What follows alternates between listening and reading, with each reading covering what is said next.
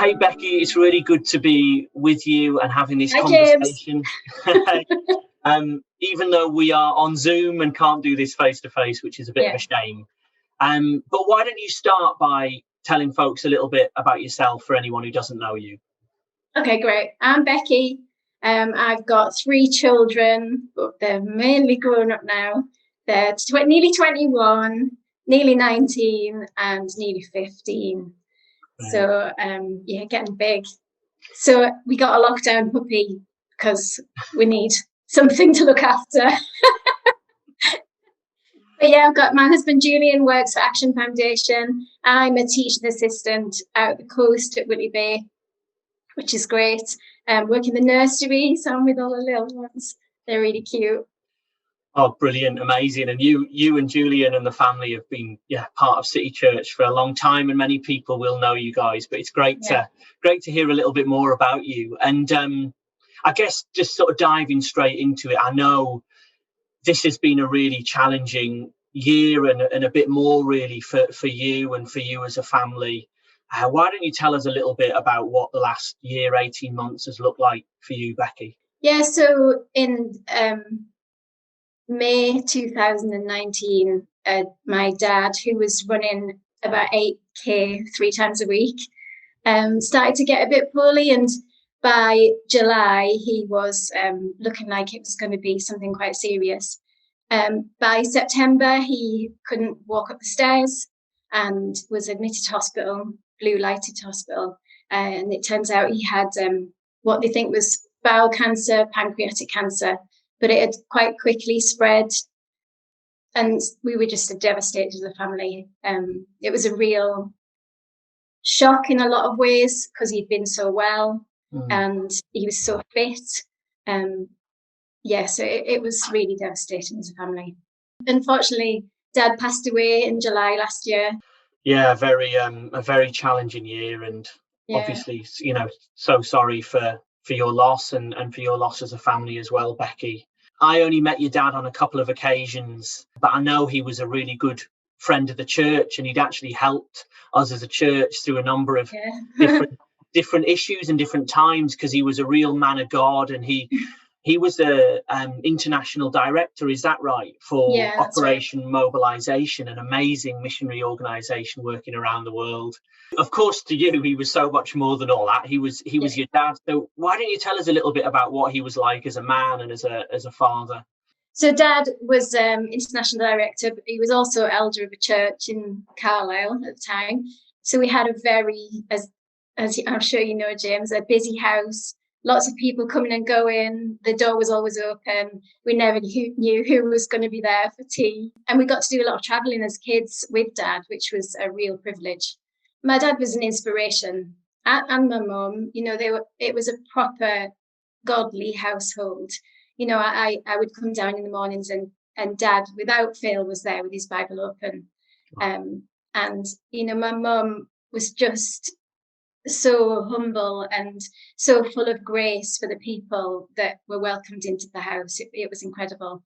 So it was a great family life. I've got a fantastic family, James, 2 amazing brothers, and my mum is just incredible. Yeah, incredible. What a man of faith and woman of faith in your mum as well. Yeah. And I suppose it goes without saying that the last couple of years have been extremely challenging and difficult.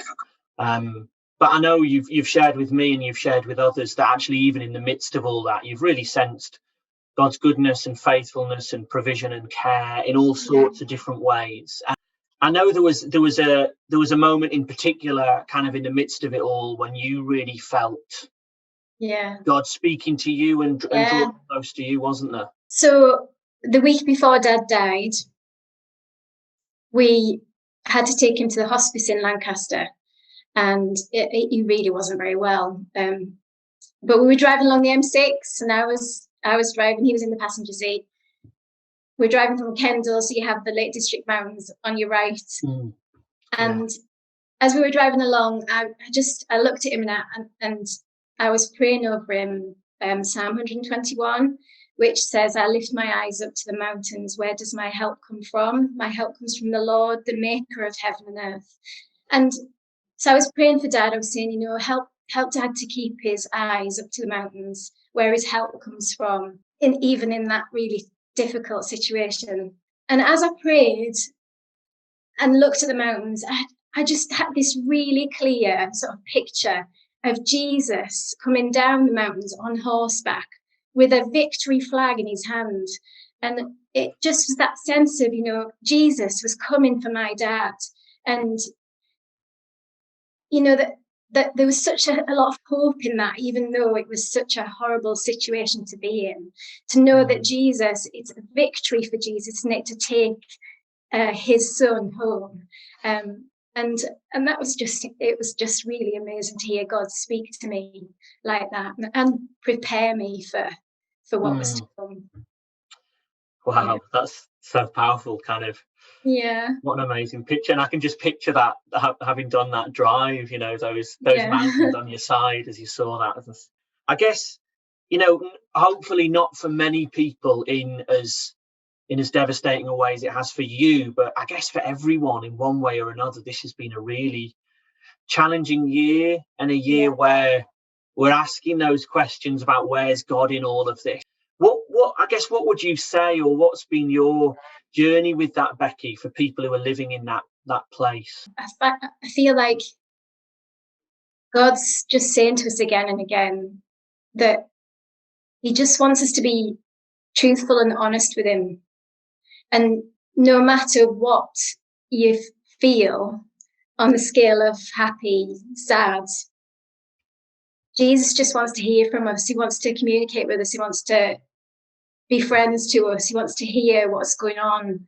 And I think when you know that, it's such a freedom to be able to bring anything to God and to leave it with him, and to trust him that he's got you in his hands, and he's got the situation in his hands, and he created the mountains in the Lake District. So he's quite good. Amazing. And you told me something which was kind of just really, I guess, remarkable and funny and amazing all at the same time, about a note that your dad had left you. Oh, yeah. What was tell us about that? I mean, my dad, there was one time when we were driving in the Lake District, and Dad stopped the car at Lake Windermere, and he just looked at the view, and he did this with his hand. He said, look at that, look at that, look at that amazing view. He said, I'm going to be the God who made that one day soon. And then his letter to me that he left on a scrappy bit of paper, the first sentence said, greetings from heaven. He likes a bit of drama. But just so true as well. And like you say, just so comforting to know, even though it doesn't take away the sense of loss and pain, that sure and certain hope we have where he is and where we're all headed as well. No, it's just incredible.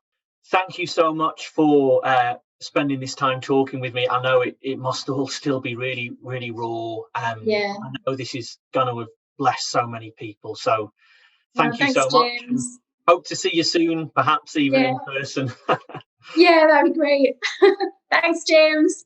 Thanks, Becky. Bye. Bye.